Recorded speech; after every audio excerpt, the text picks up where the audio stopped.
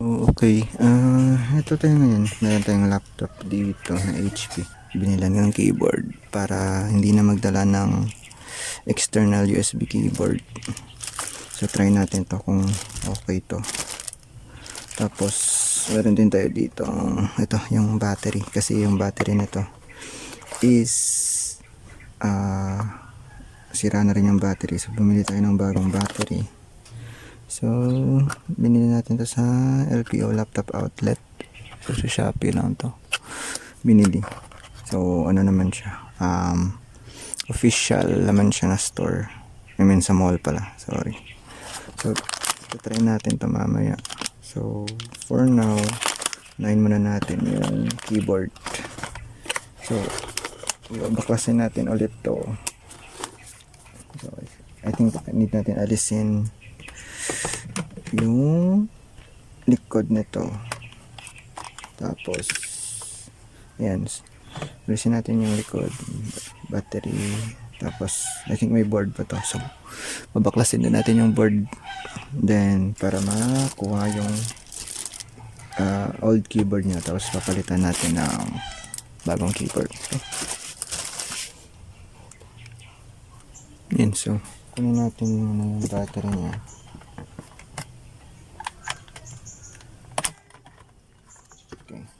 So, ito yung battery niya. Yan. Alisin natin yung cover niya sa baba.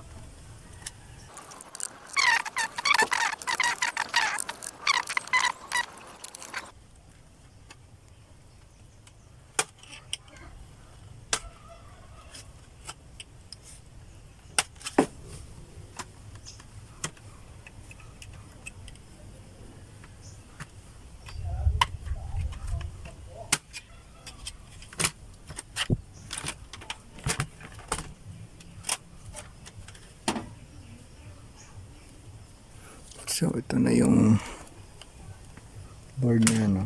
Yan. So, kuha natin to. Linisan lang natin. Yung brush. Ito lang siguro. Next natin na kukunin is ito. Alisin natin to.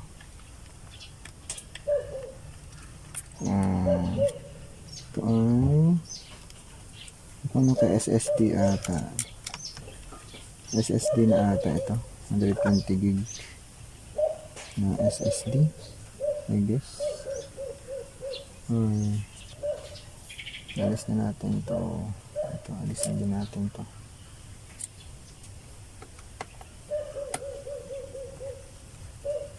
Yung kanyang wifi.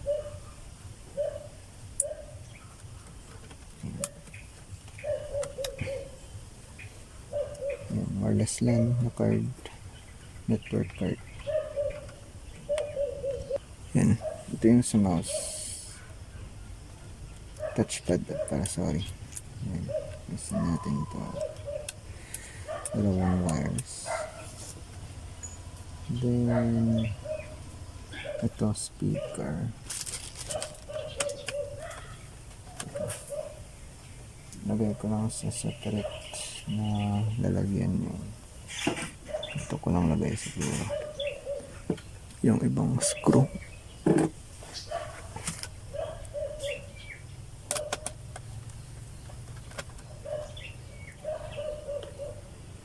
Ito sa speaker, hindi natin alisin yung speaker. Alisin ko lang yung speaker.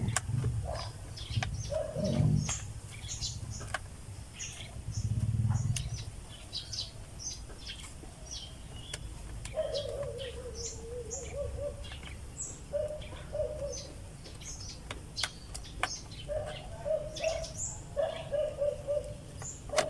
Dinas po rin. Tapos, I think ito, need ko rin alisin pala ito. Wait lang, tayo natin kung pwede siya maalis.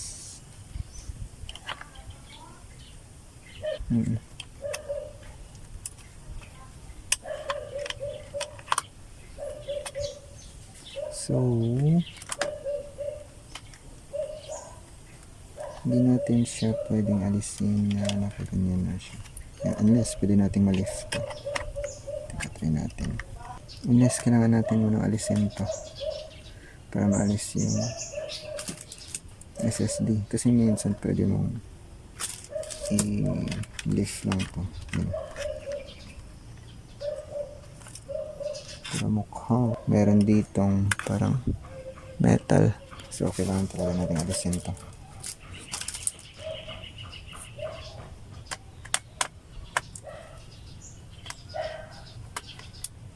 Yan. Model pala nito is HP PS560TU. So ito yung model niya. Okay. Yan. Alisin natin ito muna. So ito yung mga speaker.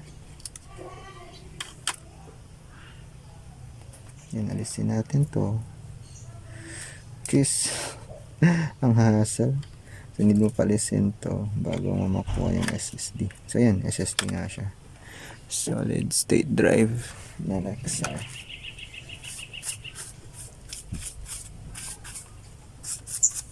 Nice. Napalitan na pala siya ng SSD. Very nice. Kaya mabilis siya.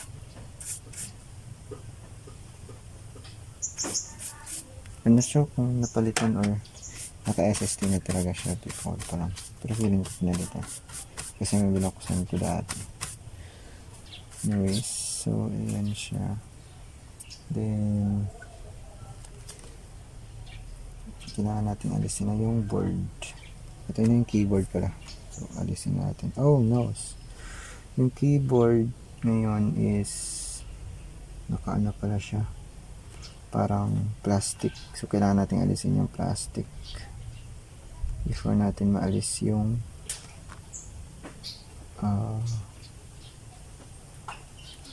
before natin maalis yung keyboard, kailangan natin alisin yung mga plastic na to na locks.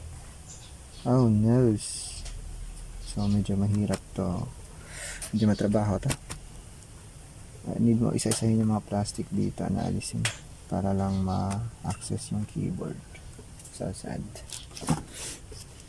So, para siyang plastic na lock. Yan. So, mga ito, for example, plastic lock siya. Hindi ko sure anong tawag, pero parang tinutuno nila yung plastic as para maging parang adhesive or something. So, hindi natin alisin yung mga ito. Yung mga to. Bago natin ma-access yung keyboard sa ilalim. So, parang ito yung backplate, yung base plate ata. Ayan. So, yan siya. Alisin muna natin yung keyboard. Ay, sorry. Yung motherboard pala. I think ito, need natin alisin din to. Okay. Medyo maraming aalisin. So, sad. Kailangan natin alisin muna yung heatsink.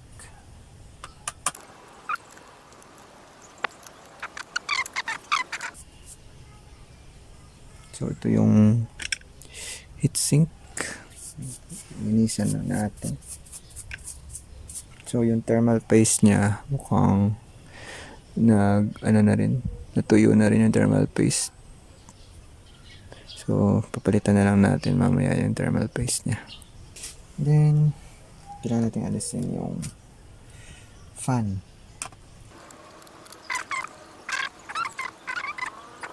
Yan. Medyo madumi na yung fan. Makikita niya dito. Yan siya. Tapos, dito pa. So, madumi na rin yung part na to. So, alisin din natin yan. So, ayan. Nalinis na rin natin to. Yung, kailangan natin ma-remove yung motherboard. So, pang-baklasin na natin yung mga wires dito. Alisin natin to. Tadaan! Yan. So, alis na natin yung board. And also, yan siya, no? Yan, nandito pala yung niya, yung CMOS niya. Kasi yung CMOS nito sira rin. So, yung CMOS nito is CR2032. Yan siya. Hindi ko siya kung makikita sa camera. Yan, CR2032. So, mangyayari dito, papalitan natin to. May binili tayo dito CMOS battery also. Ito. CR2032. So, papalitan na natin to. Mamaya. After natin install ng keyboard. So, ito siya. Kasi yung time nito, nagre-reset na. Every time mag-shutdown ka. Kapag wala ng power, nagre-reset yung time every time mag-power on ka. Tapos may lumalabas na parang warning na sira na to. So, papalitan natin din to. So, ito yung nagmamanage ng time, no? I mean, battery para sa time natin, sa timing. Papalitan natin to mamaya. So, ito yung keyboard. So, alisin na natin to. Kasi may backplate dito, no? So, na natin alisin yung backplate rin. Yung base plate dito. Para ma-access yung keyboard. Hindi ko siya mga technique dito, no? Kasi dati, pag may na-repair ako na ganito, inaalis ko talaga lahat ng dito. Try natin gamitin ng cutter. Marami ng time waste, no? Nakalimutan ko yung ginawa ko dati. Paano ko inalis yung mga plastic dito, no?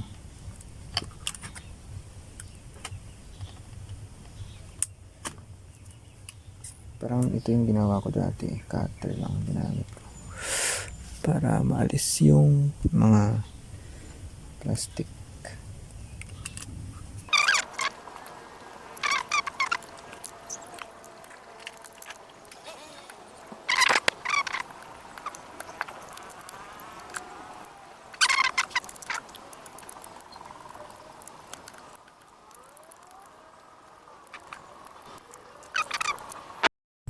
So, ayan, no. Alis na natin yung backplate dito. And so, nung mga nasa gitna, pang alis ko na yung nasa yung part na to dito, naalis ko na. Parang madali na lang siya alisin. Ginawa ko is ito, ginamitan ko lang ng kamay ko, tapos yung ibang plastic is naalis na rin siya pag kaganyan ko. So ayan siya, ayan. Ito yung keyboard niya, yung built-in niya ng keyboard. So alisin natin to. I think teka, try ko gamitan ng mas pino. Ito siguro, pwede na siguro to. Ayan. So, ayan siya. So, alisin natin po. I think meron tape dito. Ayan. So, alisin natin yung tape. Ayan siya. Ayan. Tapos, ganyan lang siya. Ayan siya.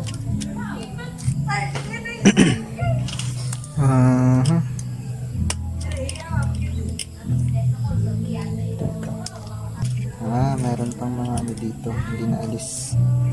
Try natin. So may mga plastic pa dito na mga hindi naalis dito. So medyo matigas pa siya. Yan. So ginanyan ko lang din kanina yung backplate. Naalis na rin yung ilang keys na.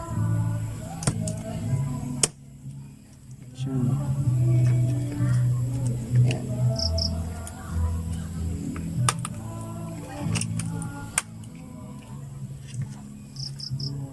Ayan, alis na siya.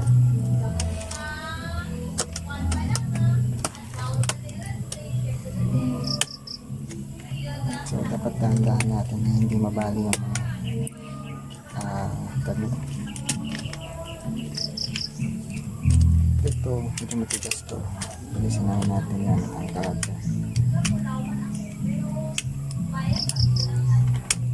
Yan. Yun. So, ayan siya ngayon. Alis na natin yung keyboard. Very nice. So, as long as marami ng mga naalis kanina, mas madali na lang siyang alisin. Yan. So, ito yung old natin na keyboard. So, papalitan natin ng bago natin keyboard dito. So, pero bago yan, linisan muna natin yung brush natin. Yan, so nalinis na natin to. Nalagay na natin yung bagong keyboard. So, ito yung keyboard nya. Yan, very nice. Then, yan. Ganyan na siya. Sakto-sakto. So, ang nangyayari dito, tutunawin natin mamaya ulit to ng plastic. Siguro yung gamitan ko siguro to ng soldering iron, tapos yung mga tira-tirang zip ties ko dati. So, tutunawin ko na lang siya. Ganun naman siguro yung gagawin ko para maging ano siya, ma-replace natin yung mga inalis natin kanina.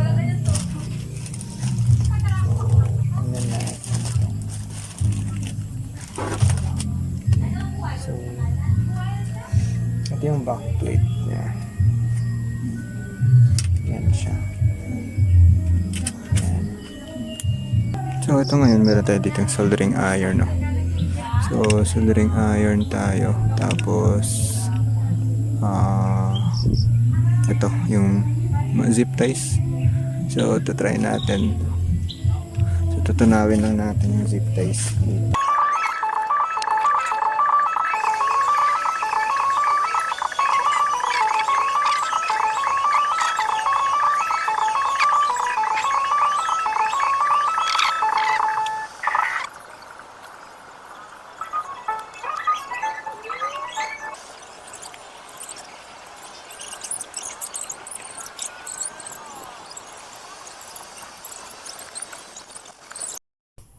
So, yan no. Na-install na natin yung keyboard niya. So, dito. Yan. So, ayun. Teka. Brush natin to. So, ito. Yan. Na-install na yung keyboard niya dito. So far, so good naman. Then, dito. Yan. Kung makikita niya parang ayan, may tinunaw ako dito na mga tira-tirang zip ties.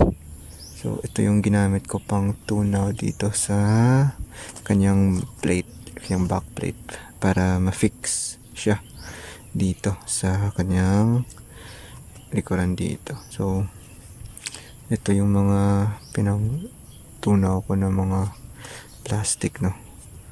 O, yan siya. So far, okay naman.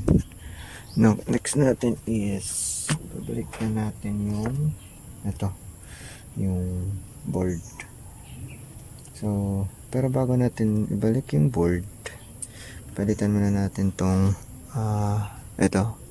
yung CRT, yung RTC battery niya, or yung CMOS battery niya. So, papalitan natin to nung bagong battery. So, ito siya. Ito yung papalit natin. Kasi, nag-error siya kapag pinandar mo siya. So, may lumalabas na parang error related sa HP.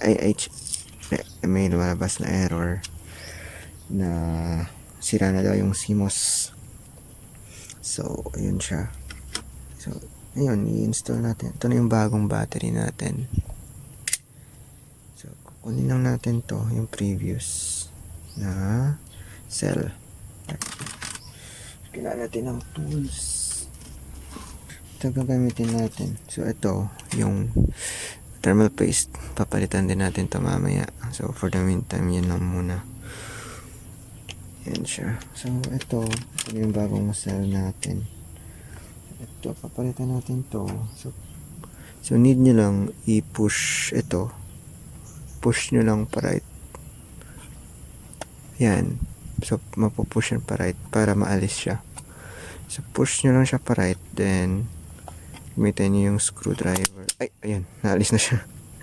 So, gamitin nyo lang yung screwdriver. Push nyo pa right. Then, lift nyo. Gamit yung flathead screwdriver.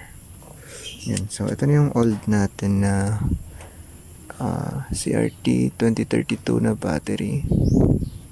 Yan. So, dapat same type yung bilhin nyo na battery. Then, ito yung bagong battery niya. So, ito siya ngayon. Papalitan natin siya ng bagong battery. So, ganyan lang siya.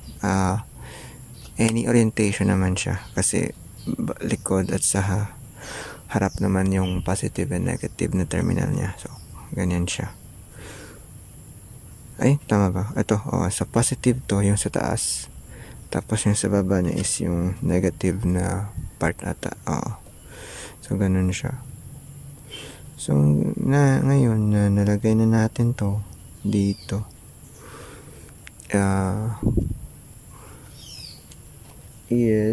Kukunin muna natin yung thermal paste niya dito.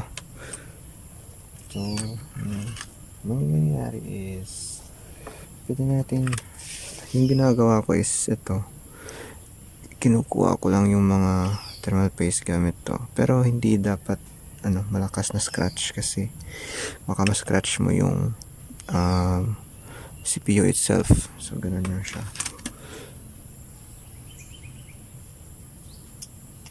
So dito yan siya. So ito, kukunin lang natin to. Yan. So dapat smooth lang na pag-alis, yung hindi yung malakas kasi mas ka-scratch yung CPU niya.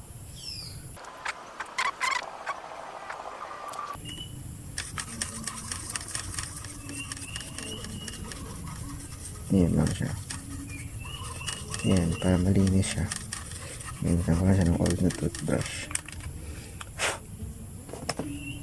Tapos linisan na natin ang soft bristled na brush. Yan, so yan siya. Tadaan!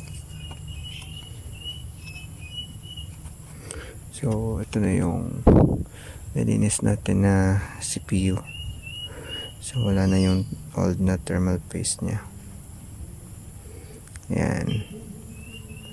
So pwede na natin yan palitan ng bagong thermal paste mamaya.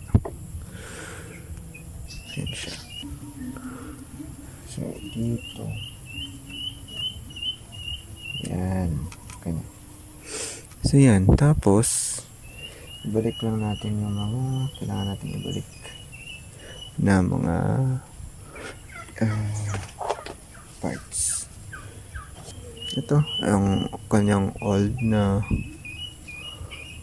heatsink. So alisin din natin yung thermal paste na to gamit yung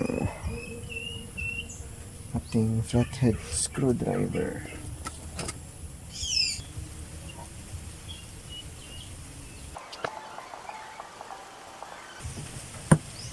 Right, so ito siya ngayon.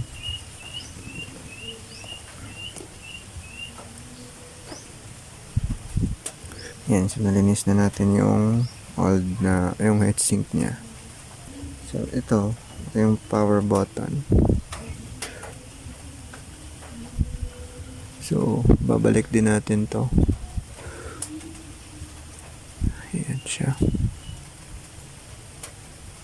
So dito banda palagay yung kanyang power button. Yan. Then ito yung kanyang lock. Then isa-screw lang natin siya. Ito yung screw na ata sa power button.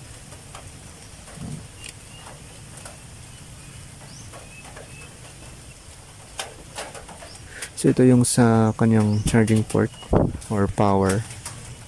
Yan siya. So babalik din natin to dito. I think nakaganito siya. Yan, tapos dito na siya. So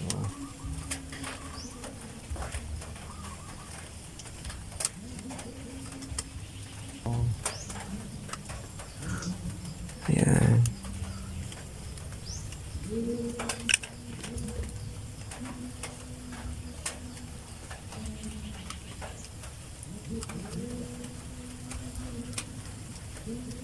So, ito yung thermal paste natin. So, lalagay natin siya dito.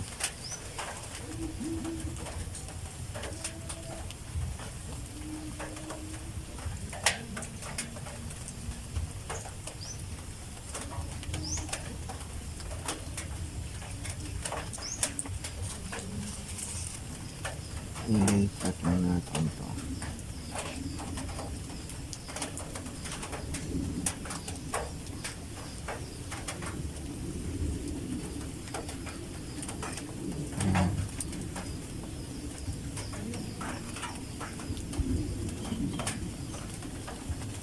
Ayan.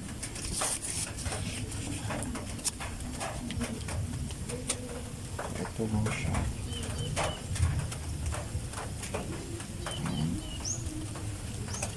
Tapos, screwdriver.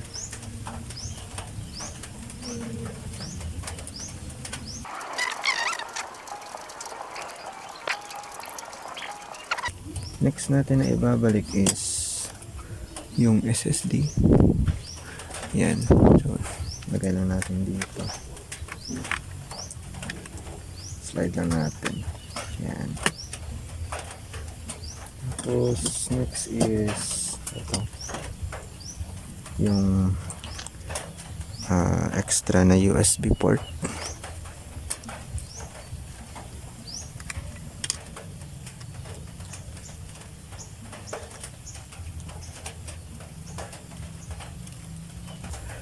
Yan. So, ito yung speaker natin.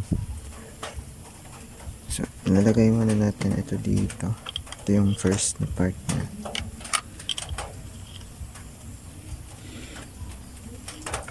Ayan. So, dito siya na part. Ayan. Ito siya. Ayan. Tapos, latag lang natin yung wiring niya dito.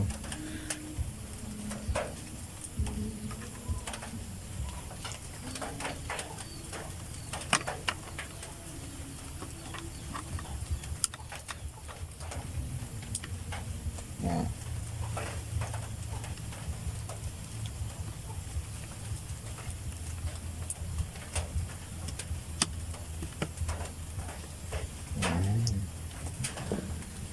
Gamitin na natin ito.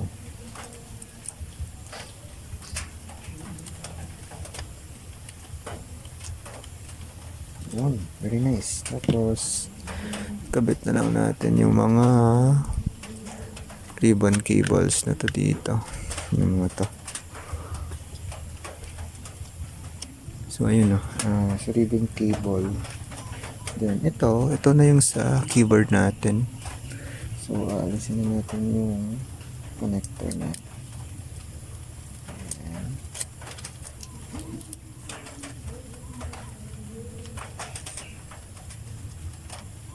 So, hinahin niya. Hinihinay lang. Okay. Then, lift lang natin to. Ayan. Tapos, ulit lang natin like this. Ayan. Ayan. Tudun. Ayan siya. Tudun. After na to, kabit na lang natin yung LCD niya. So, hindi kasi inalis ko yung LCD niya dito para mas madali siyang ayusin. Ito yung LCD natin. So, balik na lang natin siya. So, nangyari is ito siya. Yan. Tapos, ito lang siya. Yan. So, lift lang natin ito yung hinges pababa. Like this. Yan. Ganyan lang siya. Same din dito. Lift lang natin siya pababa. Like this. Yan. Ganyan lang siya. So, ito, kabit natin ito mamaya yung kanyang Wi-Fi card. screw lang natin. Ito yung screw niya. Sa hinge. Ilatag lang natin yung wifi card niya.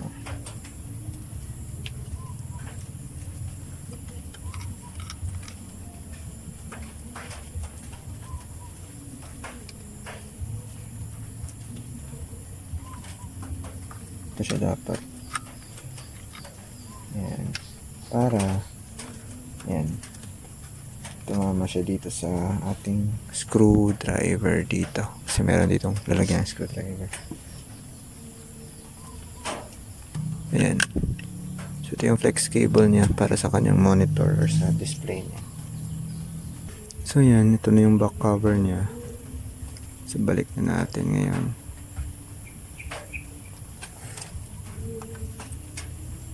Hopefully, okay ang lahat. Yan. So ito kasi yung type ng laptop na malambot ng kanyang hinge. Hindi siya sturdy.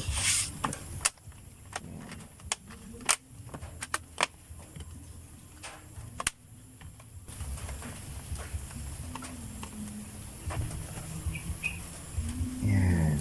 Ayan siya. Tudun! So, try muna natin siya paandarin. Try natin siya buksan ngayon. Hopefully, okay siya. Ayan.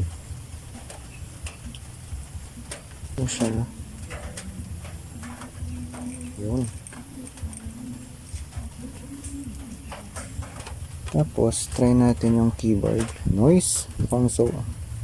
Kung magkana naman yung keyboard natin.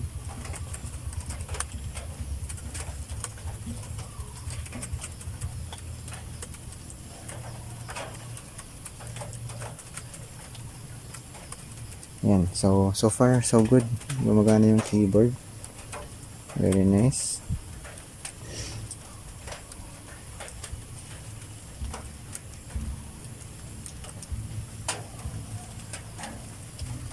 Yan. So, yeah. So far, okay yung keyboard niya. Ang CMOS niya, teka, try natin. Kasi nag-error pa rin yung CMOS kahit napalitan na natin. Yung try natin change yung kanyang time, update natin yung time to yan, October 27. Yan. So yun, so far so good. Okay siya. Start lang natin siya. Oh! Bakit? Okay, may update siya.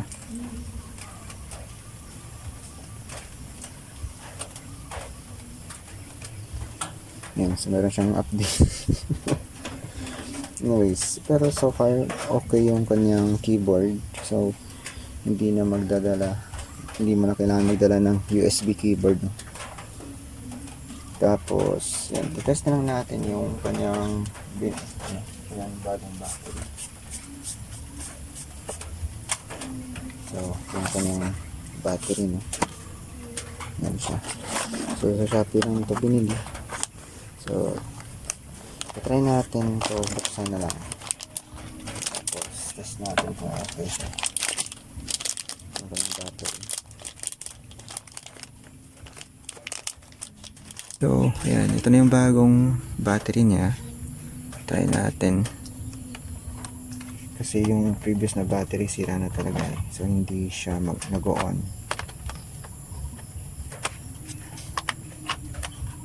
So, ayan. Ayan. So, okay. Nakabit na natin. Try natin na pandarin na walang power muna. Kunin. Nakalimutan kong kunin to. So, yan na muna. Try muna natin. Ayun. So, okay siya. May power siya. Wait na lang natin.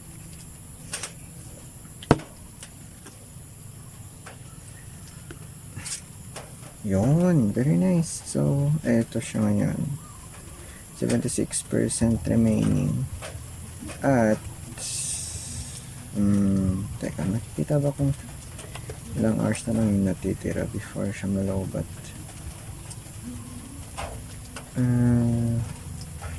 Estimated lang. Mukhang hindi. Hindi ako sure kung paano ito mapalabas yung ganun na estimated time before siya malowbat. Pero anyways, ganun siguro. Okay. So, ayun. So far, so good. Test na lang natin siguro to mamaya na panda rin na naka-battery lang. Try natin kung okay siya. Then, so far so good. Misin na lang natin yung sticker na to. So, yun. Shutdown natin muna. Kunin na natin yung sticker dito. Then, I think all goods na siguro to. Very nice. That's all.